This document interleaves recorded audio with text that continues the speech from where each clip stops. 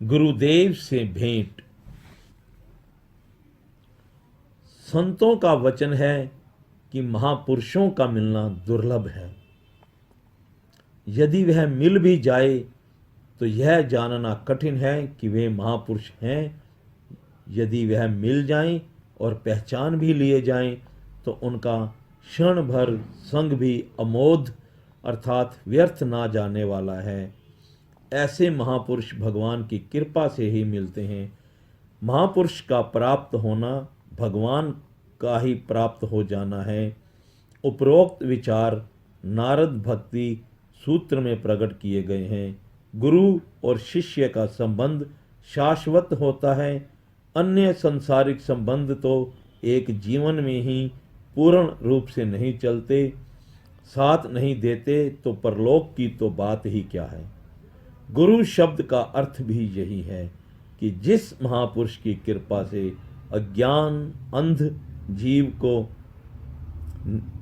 ज्ञान नेत्र प्राप्त होकर जन्म मरण के चक्कर से निस्तार हो जाता है, वही गुरु है। गुरु तत्व अत्यंत गूढ़ है। अर्थवेद के एक मंत्र में यह विचार प्रकट किया गया है कि शिष्य को अविद्या के पास से मुक्त करने एवं अनेक प्रकार के दुख भार से बचाने के लिए भगवान गुरु विग्रह धारण करते हैं, अर्थात गुरु के शरीर में अपनी दिव्य शक्ति का प्रादुर्भाव करते हैं। शास्त्र में गुरु केंद्र में भगवत शक्ति के आविर्भाव को ही आवेशावतार माना गया है। शास्त्र में गुरु के दो प्रधान लक्षण लिखे हैं, श्रोत्रियता और ब्रह्मनिष्ठता। इसका भाव यह है कि सद्गुरु वही है जो शिष्यों की शंकाओं को यथार्थ समाधान कर उनके तर्कों का अंत करके परम लक्ष्य बोध करा सके। संत मत में गुरु महिमा प्रधान है। तत्वदर्शी संत कबीर जी ने तो यहाँ तक कहा है, कबीरा ते नर अंध है गुरु को कहते और, हरि रूठे तो ठौर है गुरु रूठे नहीं ठौर। बोल मेरे श्री गुरु महाराज की जय। अहले तवस्सुफ सूफी भी यही कहते हैं।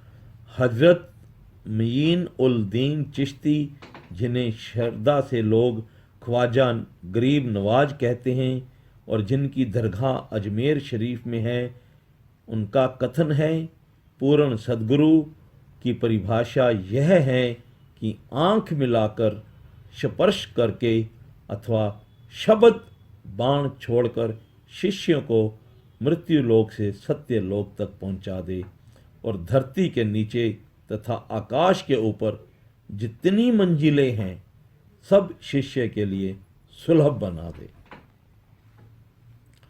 बाबा फरीद जी के शिष्य हजरत निजामुद्दीन औलिया कहा करते थे कि मुर्शिद वह है जो पलक झपक में शिष्य की सभी शंकाएं मिटा दे, उसे बंदे से खुदा बना दे। अवधूत श्री शुकदेव जी के शिष्य श्री चरणदास जी की शिष्य सहजो बाई जी ने तो गुरु भक्ति की प्रकाष्ठा ही प्रकट कर दी है। राम तजो पर गुरु ना बिसारो, राम तजो पर गुरु ना बिसारो, गुरु के सम हरि को ना निहारो, गुरु के सम हरि को ना निहारो, राम तजो पर गुरु ना बिसारो, राम तजो पर गुरु ना बिसारो, राम तजो पर गुरु ना बिसारो,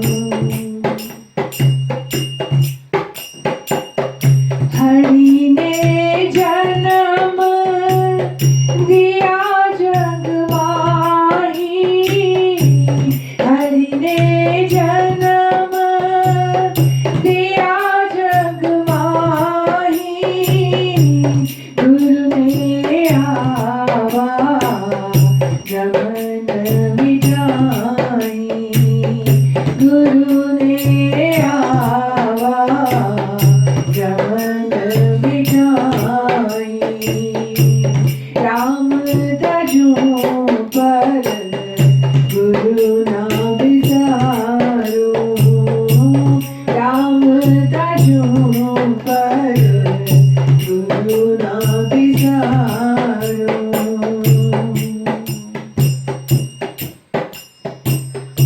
हरि ने माया जाल में घेरी हरि ने माया जाल में घेरी गुरु ने काटी ममता बेड़ी गुरु ने काटी ममता बेड़ी राम तजों पर गुरु ना बिसारो राम तजों पर गुरु ना बिसारो गुरु के सम हरि को ना निहारो गुरु के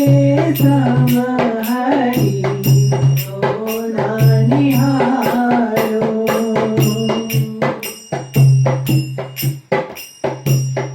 हरि ने पांच चोर दिए साथा हरि ने पांच चोर दिए साथा गुरु ने नहीं छुड़ाए अनाथा गुरु ने नहीं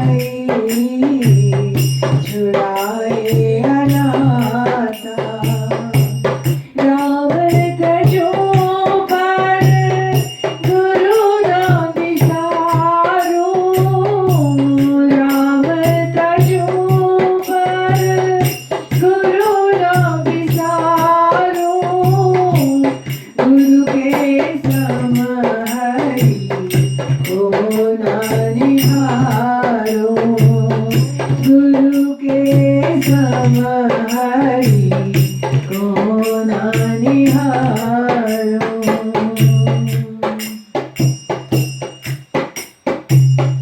हरि ने रोग भोग उलझायो हरि ने रोग भोग उलझायो गुरु ने आत्म रूप लखायो गुरु ने आत्म रूप लखायो राम तजों पर गुरु ना बिसारो राम तजों पर गुरु ना बिसारो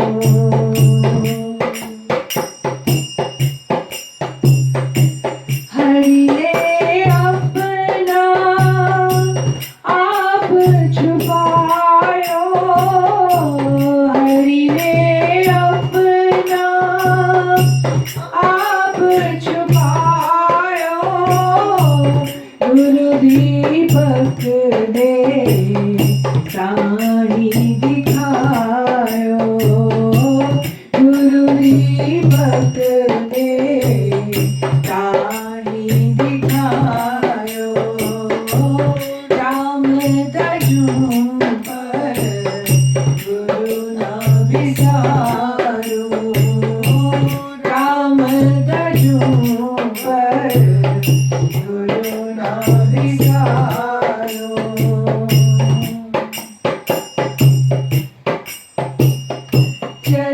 चरणदास पे तन मन वारो चरणदास पे तन मन वारो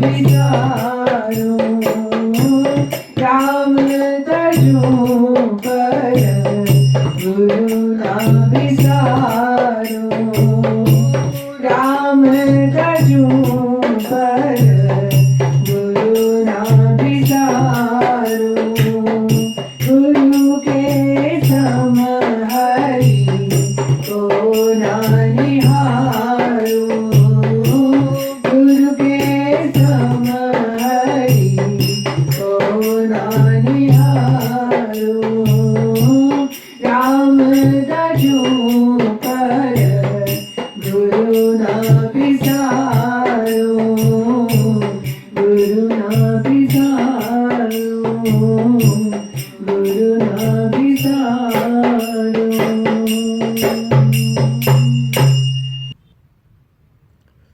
कोई भी सच्चा जिज्ञासु इस तथ्य से इनकार नहीं कर सकता कि परंपरा से चला आया अध्यात्मवाद गुरु शिष्य प्रणाली द्वारा ही सदा विकसित हुआ है। स्वयं विष्णु भगवान के अवतार भी गुरु शरण में गए। श्री महाराज जी ने भी इसी मर्यादा का पालन किया। टेरी के विशेष प्रेमी पंडित हेमराज जी तथा सेठ ताराचंद जी का यह कथन है कि लगभग सन 1902 में जगत वंदनीय ब्रह्म विद्या के सम्राट परम श्रद्धेय ब्रह्मनिष्ठ ब्रह्म क्षोत्रिय श्री श्री 1008 श्री परमहंस दयाल स्वामी अद्वैतानंद जी महाराज जयपुर से प्रसिद्ध भक्त दीवान भगवान दास जी के साथ टेरी में पधारे तो आपके आगमन से वहां दैनिक सत्संग का आयोजन किया गया। आपके निष्पक्ष सत्संग को सुनकर टेरी के प्रेमी और दूसरे जिज्ञासु जन प्रभावित होकर आपके शिष्य बनने लगे। नगर टल बुलंद, कोहाट, पेशावर, बन्नू, लक्की मरवत, डेरा इस्माइल खां, जट्टा और लाची आदि स्थानों के प्रेमी जन आकर श्री महाराज जी परमहंस दयाल जी महाराज जी के पावन दर्शन करने लगे। सत्संग का प्रेम प्रवाह चल रहा था, परंतु श्री महाराज जी उसमें सम्मिलित न होते थे। उस समय आपके शरीर की अवस्था लगभग 18 वर्ष की थी। एक दिन सेठ ताराचंद जी, श्री बाशाराम जी, श्री गोकुल चंद जी तथा दूसरे संबंधियों ने आपसे कहा, आप भी एक संत रूप हैं और दिन रात भक्ति रस का आनंद लेते हैं। यहाँ एक दिव्य महापुरुष श्री परमहंस दयाल जी महाराज नित्य प्रति सत्संग करते हैं, आपको भी उनके पास अवश्य जाना चाहिए। श्री महाराज जी ने उनको उत्तर दिया, अभी हमारा मन शुद्ध नहीं है, कुछ दिन पश्चात श्री परमहंस दयाल जी के दर्शन करने चलेंगे। कुछ दिन पश्चात आप श्री परमहंस दयाल महाराज जी के दर्शन करने के लिए सत्संग में उपस्थित हुए और प्रणाम करके एक और बैठ गए। जब श्री सतगुरुदेव परमहंस दयाल जी महाराज जी की दृष्टि आप पर पड़ी तो गुरुदेव ने अपना परम शिष्य को पहचान लिया। ऐसा प्रतीत होता था कि मानो जोहरी ने लाल पहचान लिया हो। श्री परमहंस दयाल जी आपको संबोधित करके बोले, भैया आ गए हो। इधर से केवल इतनी आवाज लोगों ने सुनी, हाँ महाराज जी आ गया हूं। श्री परमहंस दयाल जी फिर बोले, भाई बहुत अच्छा किया, नहीं तो हमें स्वयं जाकर आपको लाना पड़ता। श्री परमहंस दयाल जी के इन शब्दों को सुनकर कुछ प्रेमियों ने विचार किया कि इन दोनों महापुरुषों की यह प्रथम भेंट है, पहले से कोई परिचय भी नहीं, तो फिर ऐसे शब्द श्री परमहंस दयाल जी ने इनके प्रति क्यों कहे। साधारण बुद्धि जीव इस रहस्य को नहीं समझ सके। कुछ दिन पश्चात आपने श्री परमहंस दयाल जी से गुरु मंत्र उपदेश ग्रहण किया और उनके शिष्य बन गए। श्री परमहंस दयाल जी का स्नेह संबंध आपके साथ बढ़ता गया और उन्होंने आपके जिम्मे भजन करने की सेवा लगाई। ऐसे मेधावी शिष्य को पाकर कौन ऐसा गुरु होगा जो खुशी से फूले ना समाए। गुरु शिष्य के इस पुरातन नाते को केवल वही समझते थे। बाह्य दृष्टि से तो ऐसा लगा कि एक शिष्य को गुरु की प्राप्ति हो गई, परंतु मन मंदिर में झांक कर देखा तो ऐसा प्रतीत हुआ कि यह दो महान आत्माओं का मिलन था। यह दो बिछड़ी आत्माओं का संगम ही नहीं, दो युग पुरुषों की भेंट थी। ऐसा प्रतीत होता था कि मानो भगवान श्री कृष्ण जी को अर्जुन मिले हों, भगवान बुद्ध को आनंद की प्राप्ति हुई हो, स्वामी रामानंद को कबीर जी मिले, विरजानंद को दयानंद की प्राप्ति हुई और परमहंस रामकृष्ण को वेदांत सम्राट स्वामी विवेकानंद जी मिले। यह एक साधारण गुरु शिष्य की प्रथम भेंट नहीं थी, बल्कि भविष्य में आध्यात्मिक संसार के रंगमंच पर होने वाले नाटक का सूत्रपात हुआ। जैसे पर्वत शिखर से बर्फ जल का रूप धारण करके पहले छोटे चश्मे और नाले के रूप में बहती है, फिर वही नदी के रूप में मैदानों में उतरकर अपने प्रीतम सागर की सुखमय गोद में जा समाती है। मानो एक बूंद सागर से मिल गई। श्री परमहंस दयाल जी मानव मात्र की आध्यात्मिक उन्नति और समाज कल्याण के जो स्वप्न ले रहे थे, उनको साकार रूप देने के लिए जिस कलाकार की आवश्यकता थी, वह उन्हें आज मिल गया। मानो किसी चित्रकार को तुलिका मिल गई हो।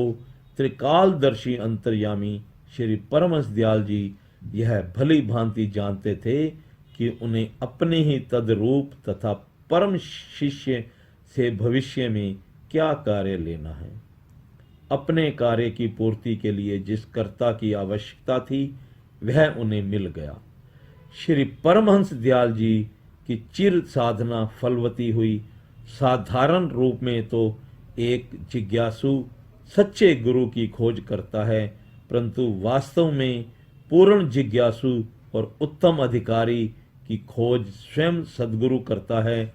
जिस उद्देश्य को लेकर श्री परमहंस दयाल जी अपनी पावन जन्मभूमि छपरा जिला सारण बिहार से निकले थे, उसकी पूर्ति कठोर तप, विषम साधना तथा दुर्गम यातनाओं के पश्चात टेरी में हुई। इस प्रेम मिलन के पश्चात जिस क्रांतिकारी आंदोलन को श्री महाराज जी ने आरंभ करना था, उसकी नींव इस दिन रखी गई। भविष्य में उन्होंने जो विलक्षण लीलाएं दिखाई, उनका श्री गणेश इस स्थान टेरी से शुरू हो गया। मृत प्राय भारतवासियों में नवजीवन का संचार करने वाले दिव्य महापुरुष श्री सतगुरुदेव महाराज जी की इस प्रकार अपने गुरुदेव स्वामी परमहंस दयाल जी से प्रथम भेंट हुई।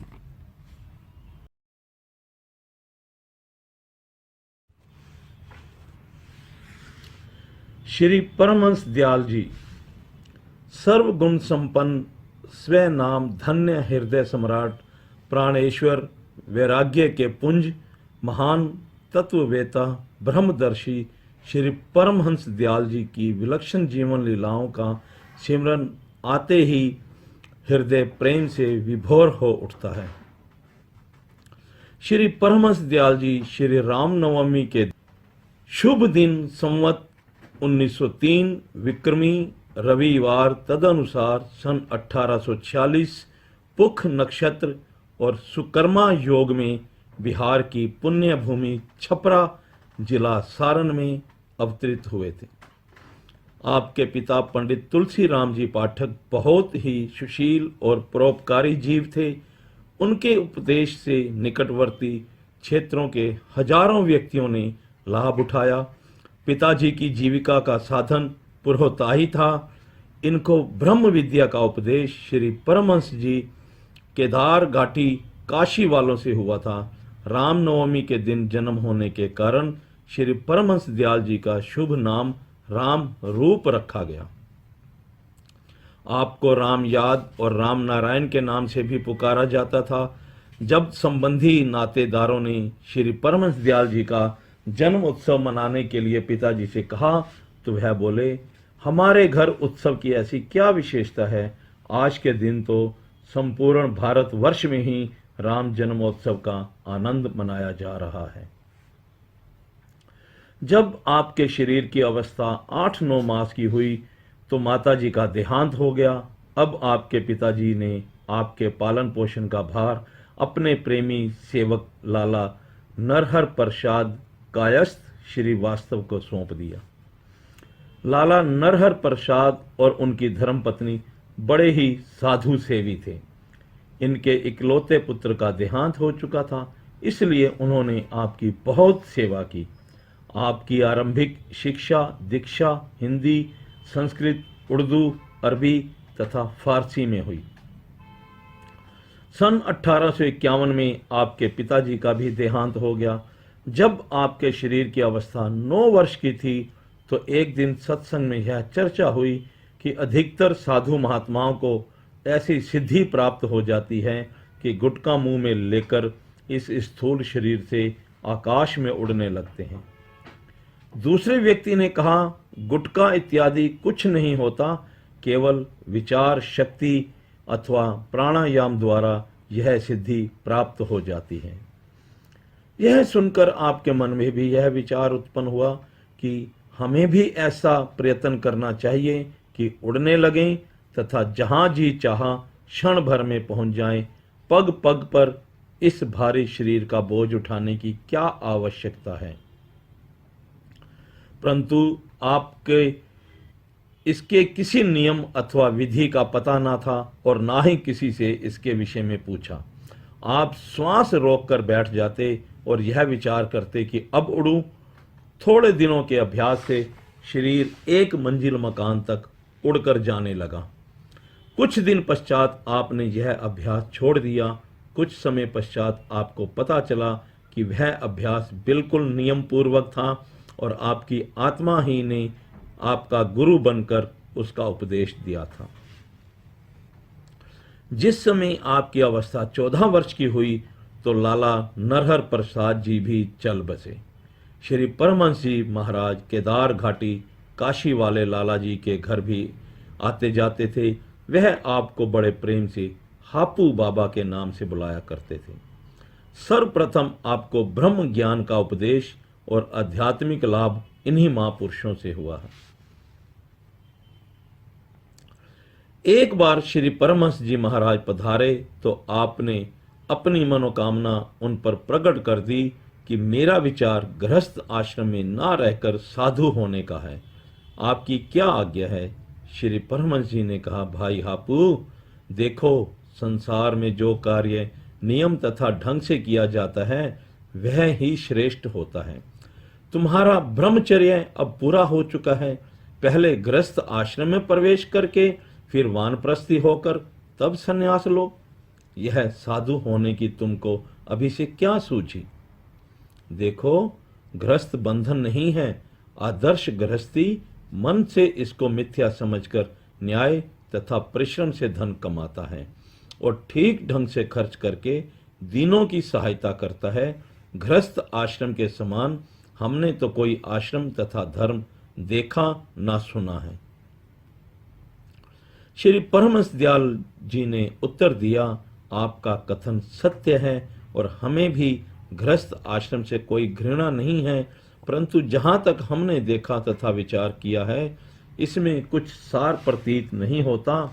मोह में फंसकर दीन दुखी रहना तथा भगवत भजन से विमुख रहकर जन्म व्यर्थ गंवाना है।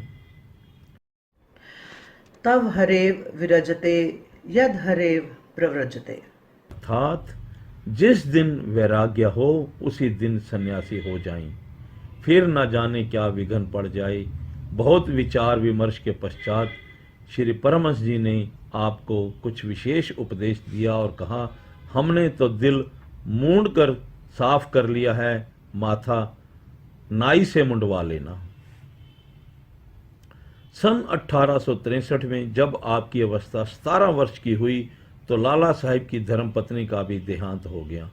उनका दाह संस्कार करके आपने मन में विचार किया कि परमात्मा ने तुमको स्वतंत्र किया है, अब इस ओर तुम्हारा कोई संस्कार दिखाई नहीं देता। अब आपको पूर्ण स्वतंत्रता मिल गई और गुरु का भेष जो भीतरी था वह प्रकट कर लिया। आप छपरा से बक्सर की ओर चल पड़े। वहां पहुंचकर आपने गंगा जी में स्नान किया तथा धोती इत्यादि जो कुछ वस्त्र पहने हुए थे सब वहीं छोड़ दिए और केवल एक लंगोट धारण कर लिया। आप बक्सर से अकबरपुर के जंगल की ओर रात चल पड़े। वहां से नोहट्टा गांव में पहुंचे। वहां एक रात ठहरे। दूसरे दिन गांव वालों ने आपको पालकी में बिठाकर विदा किया। लगभग 2 कोस चलकर आपने लंगोट इत्यादि भी त्याग दिया और बिल्कुल नग्न हो गए। तने उरियानी से बेहतर नहीं दुनिया में लिबास, यह वो जामा है कि जिसका नहीं सीधा उल्टा।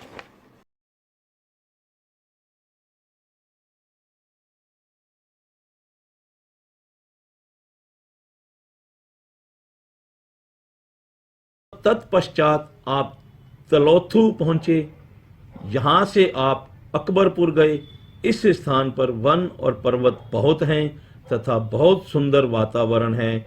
यह स्थान आपको बहुत पसंद आया और लगभग 6 वर्ष आप यहीं रहे, परंतु कोई मठ अथवा झोंपड़ी बनाकर नहीं, वरना उसी प्रकार नग्न तथा स्वतंत्र रूप से रहे। इस अवधि में आपने मौन धारण कर रखा था। दिन में 5-6 बार शेर, चीते, रीछ, भेड़िए इत्यादि देखने को मिलते थे। वैराग्य के कारण आपको उनसे कुछ भय प्रतीत नहीं होता था। आप किसी से कुछ मांगते न थे। एक रात्रि स्वप्न में आपको अपने गुरु महाराज जी के दर्शन हुए। उन्होंने हंसकर कहा, बैठने से यात्रा ठीक है। इस आज्ञा को पाकर आप प्रातःकाल ही वहां से चल पड़े और घूमते हुए डुमरांव जा पहुंचे।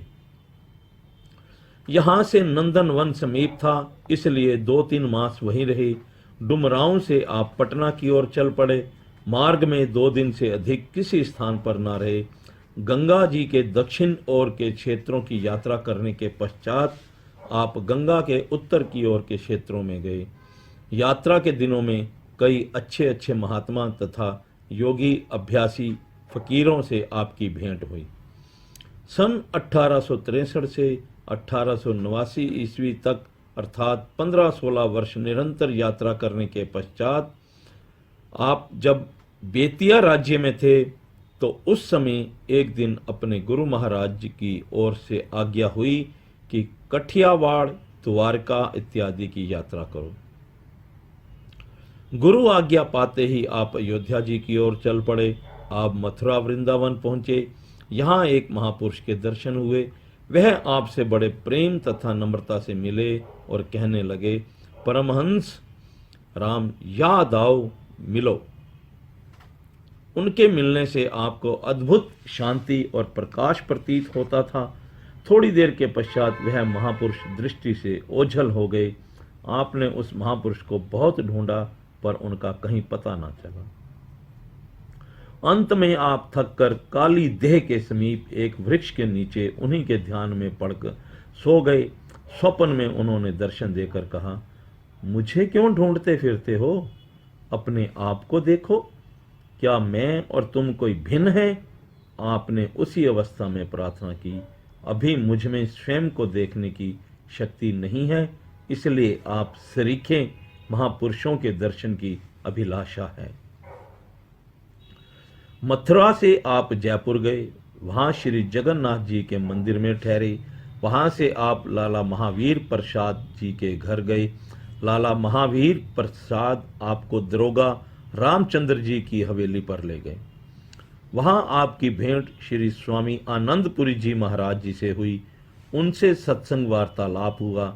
भजन अभ्यास के विषय में पूछने पर आपने कहा, मैं इस बात का जिज्ञासु हूं कि आप जैसे किसी महापुरुष से कुछ सीखूं। श्री स्वामी आनंदपुरी जी महाराज ने आपके साथ बहुत प्रेम से व्यवहार किया तथा आपको सामने बिठाकर बड़े ध्यानपूर्वक प्राणायाम तथा उसकी जरब बतलाई। इस कार्यक्रम के पश्चात सभी लोगों में प्रसाद बांटा गया और उन्होंने यह प्रकट कर दिया कि आज से यह हमारे शिष्य हुए। सब लोग बहुत प्रसन्न हुए। इस प्रकार आपको काफी समय जयपुर में रहते हो गया। स्वामी आनंदपुरी जी की आयु जब 90 वर्ष से अधिक हो गई और मृत्यु समय आ पहुंचा तो दरोगा जी तथा उनके अन्य शिष्यों ने उनसे प्रार्थना की कि आपने किसी को अपना उत्तराधिकारी नहीं बनाया जिसको हम आपके पश्चात माने। स्वामी आनंदपुरी जी ने आपके विषय में कहा, परमहंस राम याद को मानो, और यह शब्द उर्दू में एक कागज पर लिखकर दे दिए। श्री स्वामी आनंदपुरी जी महाराज के निज धाम सिधारने के पश्चात दरोगा रामचंद्र जी तथा स्वामी जी के अन्य शिष्यों ने मिलकर आपको विधि पूर्वक गुरु गद्दी पर बिठा दिया। कुछ समय पश्चात आपने श्री स्वामी आनंदपुरी जी के एक दो प्रमुख शिष्यों के अधीन वहां का सेवा कार्य लगा दिया और अपना पीछा छुड़ाया। उन लोगों के बार बार कहने पर आपने यह शब्द कहे, हम भजन पूजन तथा भक्ति करने के लिए फकीर हुए हैं। यदि मठ तथा गद्दी पाने की इच्छा होती तो हम अपनी संपत्ति तथा घर का त्याग करके क्यों आते। इस प्रकार उन लोगों को आपने समझाया। जयपुर के निवास काल में आपकी उस समय के प्रसिद्ध फकीरों हाफिज जी त्यागी, बीबी नवाजन, स्वामी गणेशपुरी, स्वामी गोकुलपुरी आदि से भेंट हुई। एक बार आप जयपुर में लाला हजारीमल जी के मकान पर ठहरे हुए थे कि एक फकीर ने आकर आवाज लगाई, मैं भूखा हूं, कुछ खाना दो। लाला जी का छोटा पुत्र हरबख्श कुछ खाना तथा एक लोटे में पानी लेकर नीचे गया और फकीर को खाना पानी दिया। तब फकीर बोला, यह लोटा भी मुझे दे दो। उस लड़के ने उत्तर दिया, माता पिता की आज्ञा बिना मैं आपको लोटा नहीं दे सकता।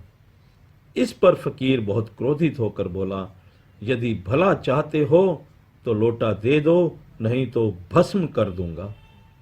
लड़के ने उत्तर दिया, यदि तुम भस्म कर दोगे तो हमारे गुरुजी हमें फिर जीवित कर लेंगे।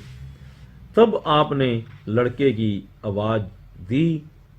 लड़के के साथ फकीर भी ऊपर आ गया और आपसे कहने लगा, यह लोटा हमको दिला दो, नहीं तो एक दृष्टि में ही तुझे और इसे भस्म कर दूंगा।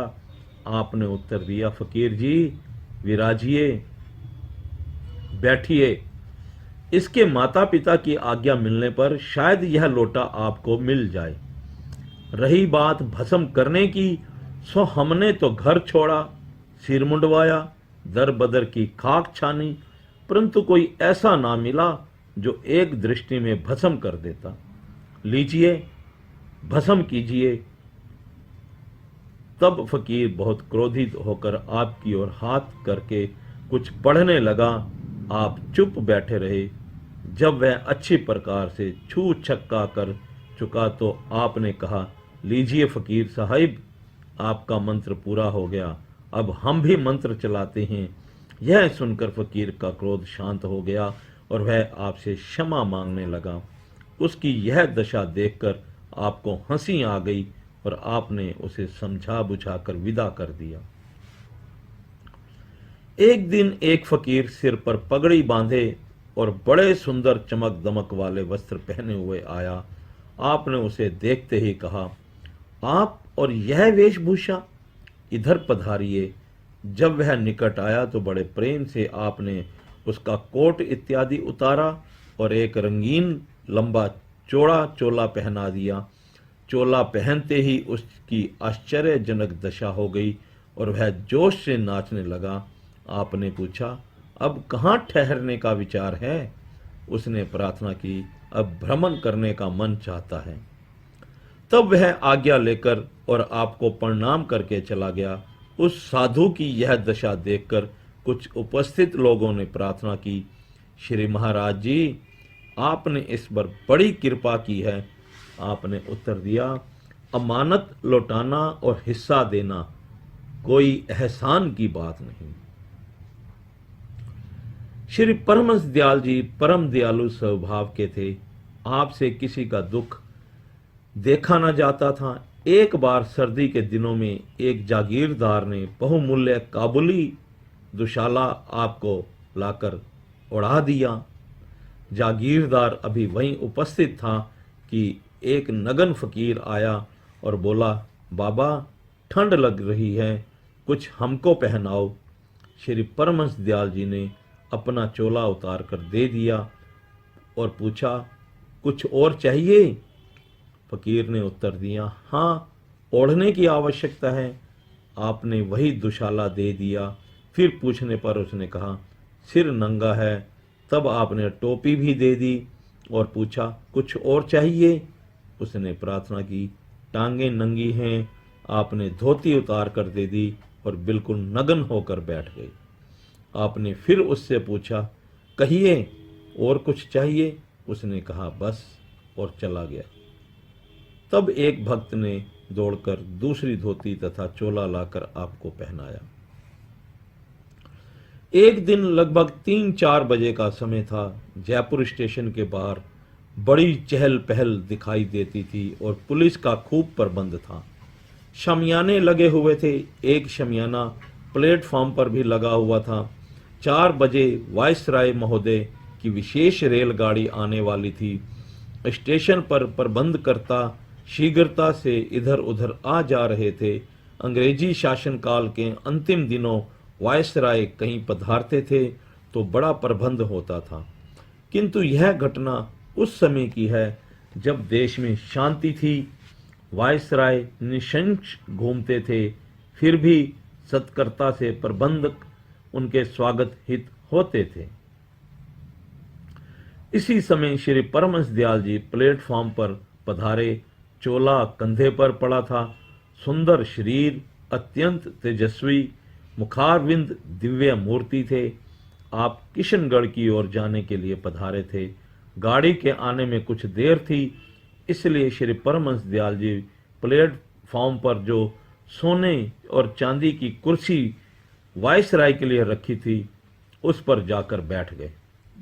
यहाँ एक सुंदर कालीन बिछा हुआ था। उसी पर यह कुर्सी लगी थी जिस पर यह तेजस्वी महापुरुष विराजमान थे। दर्शकों को आपका कोई असाधारण व्यक्ति प्रतीत हुए। आप वायसराय की सवारी के कारण सरदार और जागीरदारों के अतिरिक्त जो वायसराय के स्वागतार्थ आए थे, अन्य किसी को आने की आज्ञा नहीं थी। किसी राज कर्मचारी ने स्टेशन मास्टर से जाकर कहा कि विशेष रेलगाड़ी के आने का समय हो गया है। अब वहाँ जो महापुरुष बैठे हैं उनसे कहिए कि कहीं और जाकर विराजें। स्टेशन मास्टर, जो कि एक मुसलमान सज्जन थे और श्री परमहंस जी महाराज जी को बैठे देखकर लौटकर अपने कमरे में चले गए। अन्य सज्जनों ने फिर स्टेशन मास्टर से कहा कि आप इन्हें इतना कह दें कि वह अंदर ही आकर विराजमान हों। परंतु स्टेशन मास्टर ने उत्तर दिया कि चाहे मेरी नौकरी चली जाए, परंतु मैं कदापि उनको वहां से उठने के लिए नहीं कह सकता। इतने में विशेष रेलगाड़ी आ गई। बड़े बड़े लोग स्वागतार्थ उपस्थित थे। बड़ी शान से वायसराय की सवारी गाड़ी से उतरकर प्लेटफॉर्म पर आ पहुंची। कुर्सी पर विराजे श्री परमहंस दयाल जी पर वायसराय की दृष्टि पड़ी। उसी समय ही उन्होंने अपना टोप उतारकर सलाम किया और थोड़ी देर के लिए खड़े होकर कुछ सोचा और बोले, यह भी एक बहुत बड़ी हस्ती है। पुनः सलाम करके यह कहते हुए चले गए कि यह भी एक बहुत बड़ी हस्ती है। वायसराय के जाने के पश्चात किशनगढ़ वाली गाड़ी आई तो स्टेशन मास्टर ने जाकर प्रार्थना की कि महाराज जी, गाड़ी आ गई है। यह सुनकर श्री परमहंस दयाल जी गाड़ी में विराजमान होकर चले गए। जयपुर से आप सांबर गए। वहां टेरी निवासी दीवान भगवान दास जी आपके दर्शन करने के लिए आए। दीवान साहिब उस समय नमक विभाग में कार्य करते थे। उनकी इच्छा इंस्पेक्टर पद प्राप्त करने की थी। उन्होंने अपनी इच्छा आपके आगे प्रकट की। आपने कहा, इंस्पेक्टरी ही क्या, आपको इस विभाग के अध्यक्ष का पद मिलेगा। कुछ समय पश्चात श्री परमहंस दयाल जी का यह वरदान सत्य हुआ और वह पद दीवान साहिब को मिल गया। दीवान भगवान दास जी की प्रेरणा से ही श्री परमहंस दयाल जी उनके साथ टेरी सीमा प्रांत में गए। टेरी में ही आपकी श्री महाराज जी से प्रथम भेंट हुई। तभी आपने यह वचन उच्चारण किए थे कि टेरी में हमारा आना केवल स्वामी स्वरूपानंद जी के कारण हुआ है। टेरी और आसपास के क्षेत्रों के प्रेमी आपके सत्संग से बहुत प्रभावित हुए। श्री परमहंस दयाल जी की अलौकिक और विलक्षण जीवन लीलाओं का वर्णन उनके जीवन चरित्र सच्चिदानंद प्रकाश अर्थात अद्वैतानंद जो अब उपलब्ध है में बड़े विस्तार पूर्वक किया गया है। आपने अधिकतर समय भ्रमण में व्यतीत किया। आपने बिहार, उत्तर प्रदेश, उड़ीसा, मध्य प्रदेश, राजस्थान, पंजाब, सिंध और सीमा प्रांत के नगर नगर में जाकर सहज योग और भक्ति मार्ग का उपदेश सर्वसाधारण तक पहुंचाया। कई वर्ष आप कृष्ण द्वारा आगरा में रहे, फिर अधिकतर समय टेरी में व्यतीत किया। टेरी में काफी अधिक सर्दी पड़ती थी, परंतु श्री परमहंस दयाल जी केवल एक मलमल का चोला ही पहनते थे। सर्दी के कारण 11 फरवरी सन 1915 को आपके शरीर के दाहिने भाग पर फालिज गिरा। बन्नू कोहाट पर कई स्थानों से डॉक्टरों तथा हकीम बुलाए गए और चिकित्सा आरंभ हो गई, परंतु कोई विशेष आराम ना आया। आप पलंग पर लेटे रहते थे। लोग बारी बारी आकर सेवा करते थे। उन दिनों टेरी में याकी पठान आकर काफी डाके डालते थे। श्री परमहंस दयाल जी की कृपा से स्थिति में बहुत सुधार हुआ। एक दिन श्री परमहंस दयाल जी ने स्वयं यह वचन कहे थे, लोगों ने समझ रखा है कि हम बीमार हैं, परंतु भला वे इस रहस्य को क्या जाने। टेरी का संकट हमने अपने ऊपर ले रखा है। सत्य है, महापुरुषों के संकल्प में बहुत शक्ति होती है।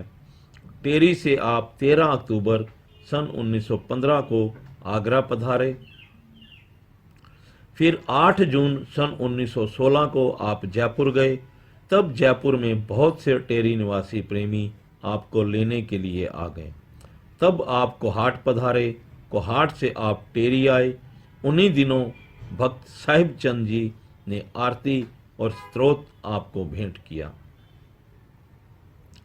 श्री परमहंस दयाल जी ने 13 जनवरी सन 1919 को टेरी में यह मुख्य वाक्य लिखवाया, संसार में 4 प्रकार से सेवा की जाती है। पहली है दिरम, दूसरी है जिसम, तीसरी है कदम और चौथी है सुखन। पहली सेवा दीवान भगवान दास जी, दीवान खानचंद जी तथा दीवान योगराज जी करते रहे। दूसरी शारीरिक सेवा शरीर अस्वस्थ होने के कारण भक्त रामचंद्र जी, स्वामी निज मुक्तानंद जी, लाला बेली राम जी, पंडित जगन्नाथ जी इत्यादि करते रहे। तीसरी सेवा भेंट, प्रसाद अथवा लंगर की दीवान भगवान दास जी, भक्त अमीर चंद जी और दीवान हीरा लाल जी इत्यादि करते रहे। चौथी सेवा भजन उपदेश की, जो प्रकृति की ओर से हमारे जिम्मे लगी थी, उसे श्री बाबा स्वरूपानंद जी तथा श्री बाई योगानंद जी ने बहुत योग्यता से किया। जो व्यक्ति जिस योग्य थे, उन्होंने अपना कर्तव्य समझकर हमारी सेवा की है। 15 जून सन 1919 को श्री परमहंस दयाल जी ने रोटी, दाल इत्यादि भोजन सब कुछ छोड़ दिया, केवल 3 चम्मच दूध ही लेते रहे। 5 जुलाई को भक्त रामचंद्र जी तथा भक्त अमीर चंद जी एक कमरे में बैठे हुए वार्तालाप कर रहे थे कि अंदर से आपने यह आवाज लगाई कि इस समय जो कुछ हमसे पूछना हो पूछो, हम सब बतलाएंगे। यह सुनकर कुछ व्यक्ति कमरे के अंदर गए और भक्त अमीर चंद जी ने प्रार्थना की, श्री हजूर की यह दशा हम नहीं देख सकते, इसको कब तक दूर कीजिएगा। आपने उत्तर दिया, अब जीवन समाप्त है और पानी का आधार है। तब इन लोगों ने यह विचार किया कि सभी व्यक्ति मिलकर जब कभी श्री परमहंस दयाल जी से प्रार्थना करते थे तो वह सदा उसको स्वीकार करते थे। इस समय भी सब व्यक्ति इकट्ठे होकर यदि प्रार्थना करें तो आशा है स्वीकार होगी।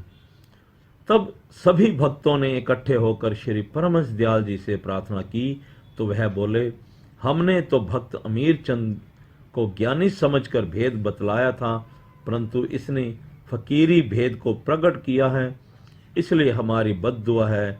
तब सब रोने लगे। आपने कहा, धैर्य रखो, मृत्यु अनिवार्य है, पुराने वस्त्र मनुष्य कब तक पहने रहे। उस दिन के पश्चात आप बिल्कुल किसी से वार्तालाप न करते थे, परंतु 9 जुलाई की शाम को जब दीवान भगवान दास जी पधारे तो केवल उनसे 1-2 बातें की।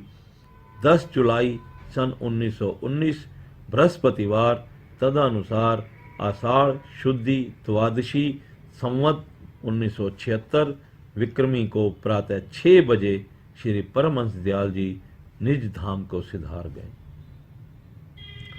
तत्काल समाधि की तैयारी की गई और शास्त्र विधि अनुसार पवित्र शरीर को समाधि दी गई।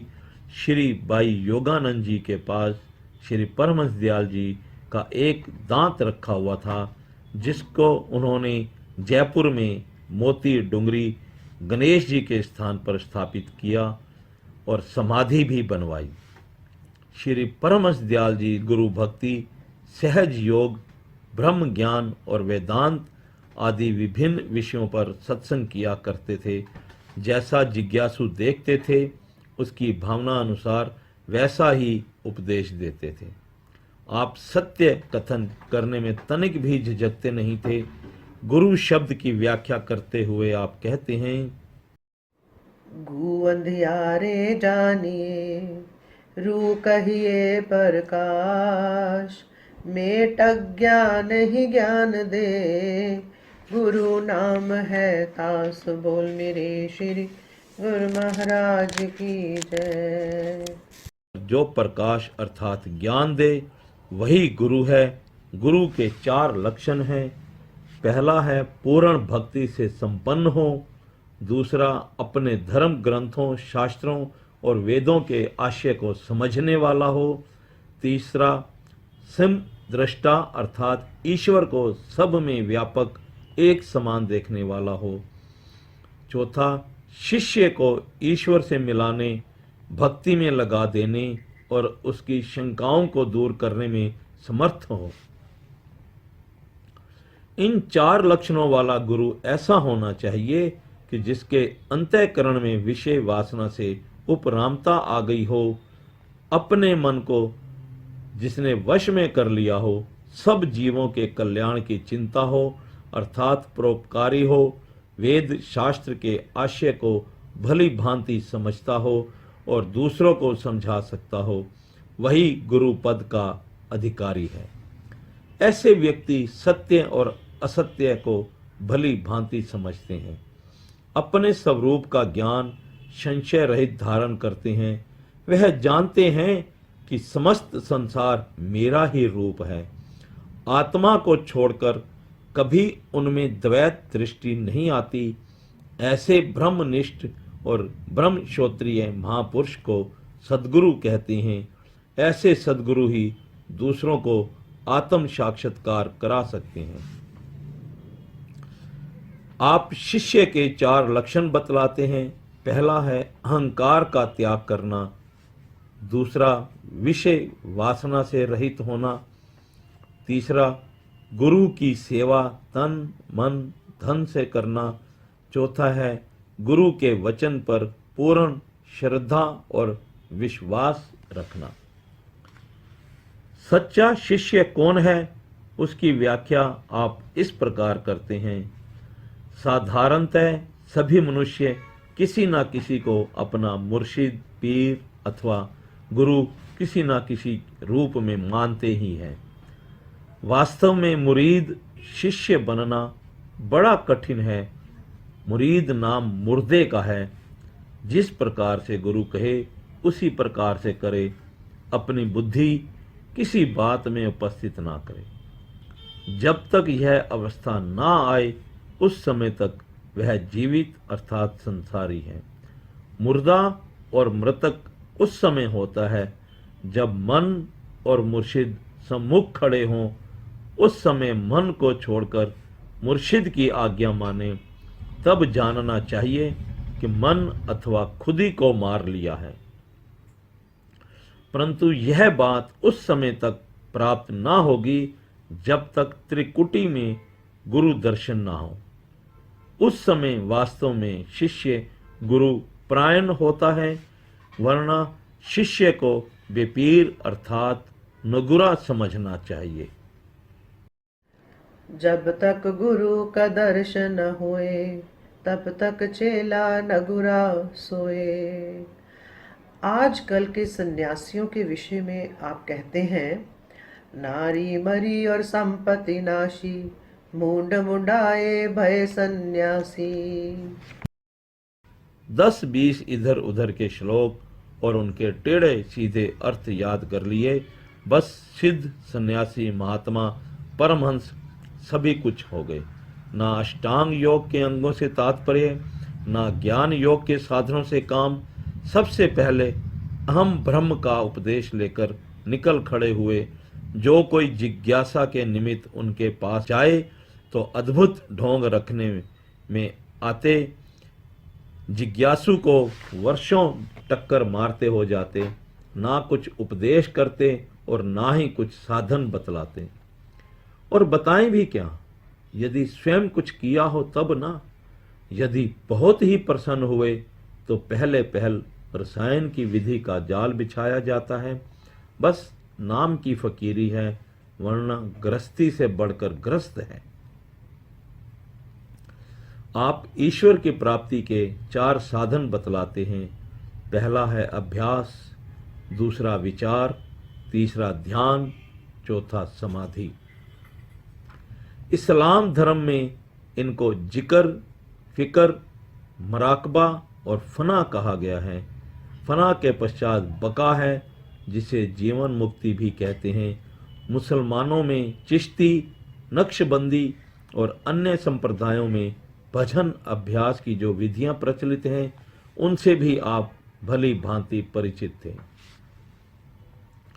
ध्यान की एकाग्रता के विषय में आप अपने विचारों को इस भजन के रूप में वर्णन करते हैं। मन की लगावे हरि पावे, मन की लगावे हरि पावे, योगी अविधि मन को लगावे, मन की लगावे हरि पावे।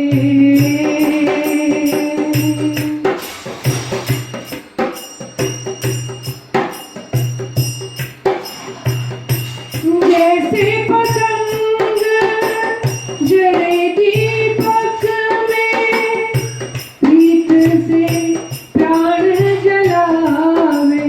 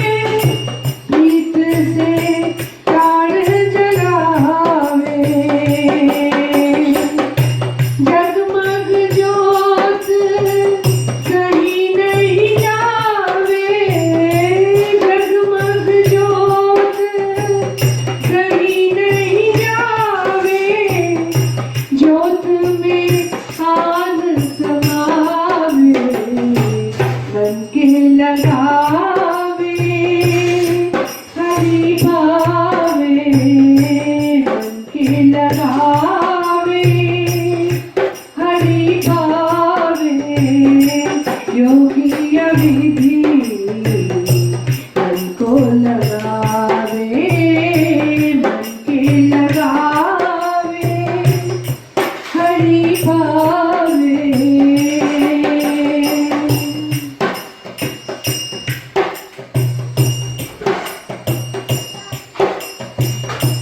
जैसे नार पन घट को जात है, सिरगागर भर लावे। जैसे नारपन घट को जात है, सिरगागर भर लावे। सखी संग से बोलत चालत, सखी संग से बोलत चालत, सुरत गगर से लावे। मन की लगावे हरि पावे, मन की लगावे हरि पावे। योगी विधि मन को लगावे, मन की लगावे हरि पावे।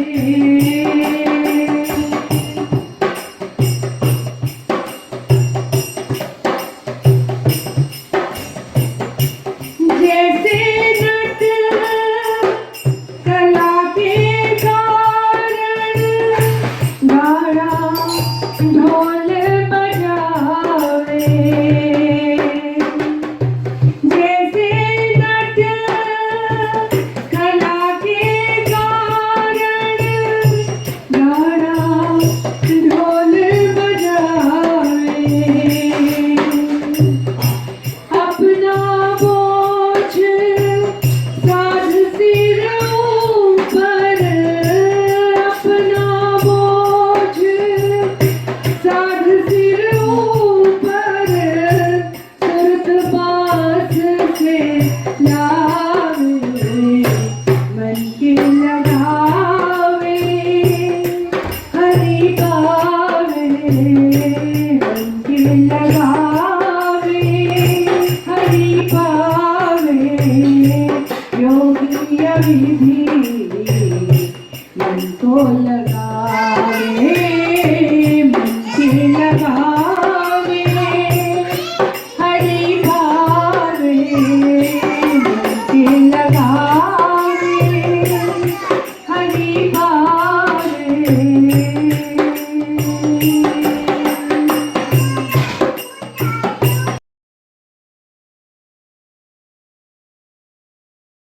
श्री परमहंस दयाल जी सर्व जपों में श्रेष्ठ अजपा जाप को मानते थे, जिसे संत मत में सुरत शब्द योग भी कहा गया है।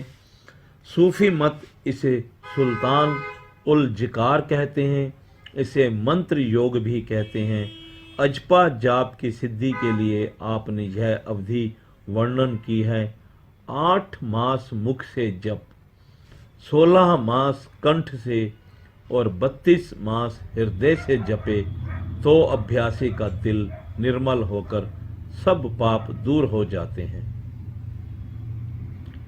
यदि कोई व्यक्ति 5 वर्ष नाभि से जपे तो रग रग और रोम रोम से मालिक का नाम उच्चारण होने लगता है।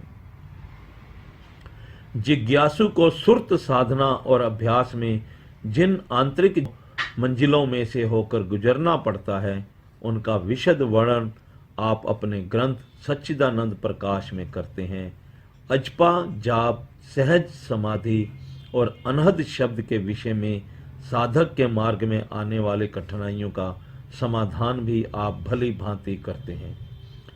पिंड देश में चक्र वेदन कैसे किया जाए और फिर ब्रह्मांड में सुरती शब्द के निवास स्थान तक कैसे पहुँचे, इन सभी रहस्यों को आपने भली भांति वर्णन किया है। आप कथनी वेदांत को अच्छा नहीं समझते थे। आपके विचार में वेदांत को व्यवहारिक रूप देने से ही जीव का कल्याण हो सकता है। अपने जीवन काल में श्री परमहंस दयाल जी ने जो गूढ़ उपदेश दिए और अद्भुत लीलाएं दिखाई, उनका वर्णन यह तुच्छ बुद्धि दास भला कैसे कर सकता है। संतों की महिमा अपरंपार है, उनके फकीरी रहस्यों को वही मनुष्य जान सकते हैं जिन पर उनकी विशेष कृपा दृष्टि हो। प्रेमा भक्ति सहज योग का जो सत्य उपदेश श्री परमहंस दयाल जी ने अपने जीवन काल में फैलाया, उसी मिशन को श्री सद्गुरुदेव जी ने दिन रात एक करके प्राणी मात्र तक पहुंचाया।